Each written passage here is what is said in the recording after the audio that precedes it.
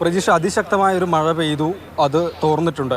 മാനം ചെറുതായി ഒന്ന് തെളിഞ്ഞു, എങ്കിലും പൂർണ്ണമായി മാനം തെളിഞ്ഞു എന്ന് പറയാൻ കഴിയുകയുമില്ല. ഒരു ഭാഗത്ത് മൂടിക്കെട്ടി നിൽക്കുന്നു, മറുഭാഗത്ത് ചെറുതായി തെളിഞ്ഞിട്ടുമുണ്ട്. ഏതായാലും തിരച്ചിൽ അത് പുരോഗമിക്കുക തന്നെയാണ്. ഈ വാഹനത്തിൻ്റെ പ്രത്യേകത, ഈ കൂറ്റൻ മണ്ണുമാന്തിയ യന്ത്രത്തിൻ്റെ പ്രത്യേകത നമ്മൾ പലതവണ പറഞ്ഞു. 60 അടി താഴ്ചയിലേക്ക് അതിൻ്റെ കൈ എത്തിച്ച് മണ്ണ് മാറ്റി അടക്കം പരിശോധിക്കാൻ കഴിയും എന്ന പ്രത്യേകതയാണ്. പക്ഷേ ഇപ്പോൾ ഇവിടെ കണ്ടുകൊണ്ടിരിക്കുന്നത് ഈ ദേശീയപാതയെ ഓരത്ത് ഈ വാഹനം നിർത്തി താഴ്ഭാഗത്തേക്കാണ് ഇപ്പോൾ പരിശോധിക്കുന്നത്. ഈ ദേശീയപാതയിൽ നിന്ന് പുഴയിലേക്ക് ഏകദേശം ഒരു 15 അടിയോളം ഉയരമുണ്ട് എന്നതാണ്. അപ്പോൾ ആ ഒരു ഉയരം കൂടി അങ്ങനെ ഉണ്ട്. പൂർണ്ണമായും ഈ കൈകൾ വെള്ളത്തിലേക്ക് ഇറക്കി തിരയാൻ കഴിയുന്നില്ല എന്നതാണ്. അവിടുത്തെ ആ മൺതിട്ട അതിളക്കിയുള്ള പരിശോധനയാണ് നടത്തി വരുന്നത്. ചായക്കട സ്ഥിതി ചെയ്തിരുന്ന സ്ഥലം, ആ മേഖല കേന്ദ്രീകരിച്ചുള്ള ഒരു തിരച്ചിലാണ് ഇവിടെ നിന്ന് നടത്തിക്കൊണ്ടിരിക്കുന്നത് എന്നാണ് നമ്മൾ കൃത്യം അതിൻ്റെ മറുകരയിൽ നിന്ന് കണ്ടുകൊണ്ടിരിക്കുകയാണ്.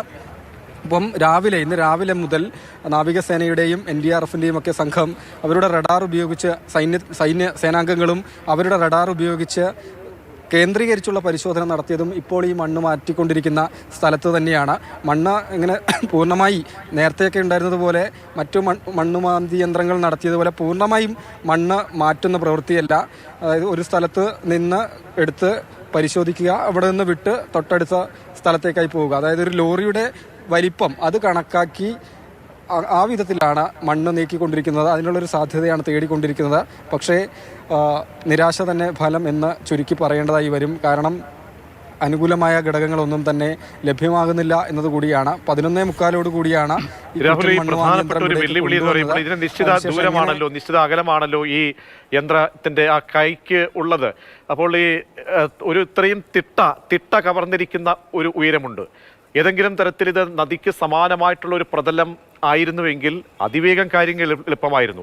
ഈ തിട്ട എന്ന ഒരു വലിയ ദൂരമുണ്ട്. ആ ദൂരം കവിഞ്ഞ് അത് കവർന്നതിന് ശേഷം മാത്രമേ ഈ കൈക്ക് വെള്ളത്തിലേക്ക് എത്താൻ സാധ്യമാകുന്നു എന്നുള്ളതാണ്.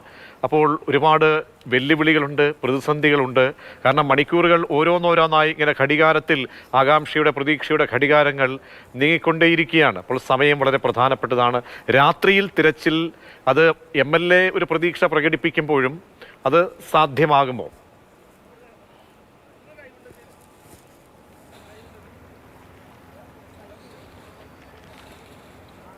പ്രതീക്ഷ ഞാൻ ഒരു തവണ കൂടെ പറയാം. അതായത് നേരത്തെ സിഗ്നൽ ഈ സംശയകരമായ സിഗ്നൽ ലഭിച്ചു എന്ന് പറഞ്ഞത് പുഴയിൽ നിന്ന് ഏകദേശം ഒരു 40 മീറ്റർ അകലെയായിട്ടാണ്. മൺതിട്ട, വലിയ രീതിയിലുള്ള മൺതിട്ട രൂപപ്പെട്ടത് ആ മേഖലയിലേക്കാണ്. ഏതായാലും അതിൻ്റെ അടുത്തേക്കൊന്നും പോയി ഈ കൂറ്റൻ മണ്ണുമാന്തി യന്ത്രം ഉപയോഗിച്ച് തിരച്ചിൽ നടത്താൻ കഴിയുന്നൊരു സാഹചര്യമല്ല. കാരണം അതിൻ്റെ അങ്ങനെയൊക്കെ പ്രതീക്ഷിച്ചിരുന്നു എങ്കിൽ കൂടിയും അങ്ങോട്ടേക്ക് ഈ മണ്ണുമാന്തി യന്ത്രം കൊണ്ടുപോകാൻ കഴിയില്ല എന്ന് തന്നെയാണ്. ഈ മണ്ണുമാന്തി യന്ത്രം ഉപയോഗിച്ച് പുഴയുടെ തീരത്ത് ചായക്കട സ്ഥിതി ചെയ്യുന്ന സ്ഥലത്ത് അതിൻ്റെ താഴ്ഭാഗത്തായി മണ്ണ് നീക്കാൻ മാത്രമേ കഴിയുകയുള്ളൂ. തിരച്ചിൽ എന്തായാലും കഴിവതും വിധത്തിൽ രാത്രിയിലും നടത്താൻ ശ്രമിക്കും എന്നാണ് MLA പറയുന്നത്. പക്ഷേ ഇവിടെ നിന്നുള്ള കഴിഞ്ഞ ദിവസങ്ങളിലെ കാഴ്ചകളൊന്നും അങ്ങനെ ആയിരുന്നില്ല.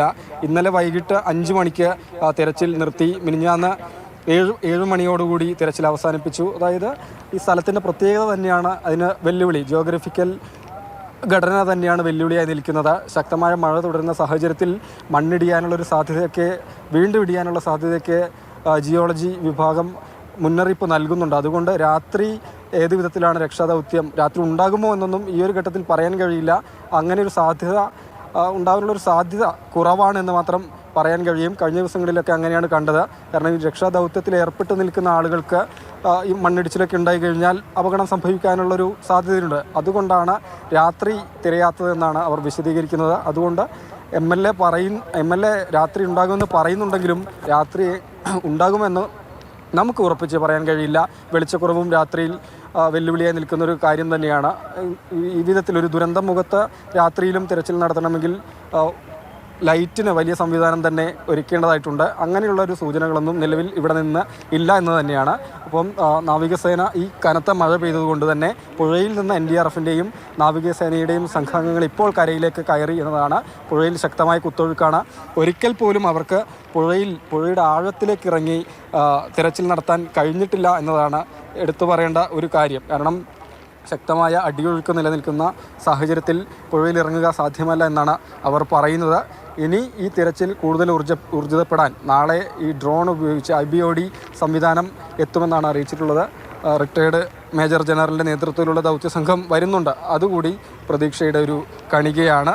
ഏതായാലും തീർച്ചയായും കോസ്റ്റ് ഗാർഡിന്റെ സൂചിപ്പിച്ചതുപോലെ എല്ലാം പ്രതീക്ഷകളാണ്. ഇപ്പോഴും സ്ഥിരീകരണങ്ങൾ ഒന്നും വന്നിട്ടില്ല എന്ന് പ്രേക്ഷകരെ ഓർമ്മിപ്പിക്കുകയാണ്.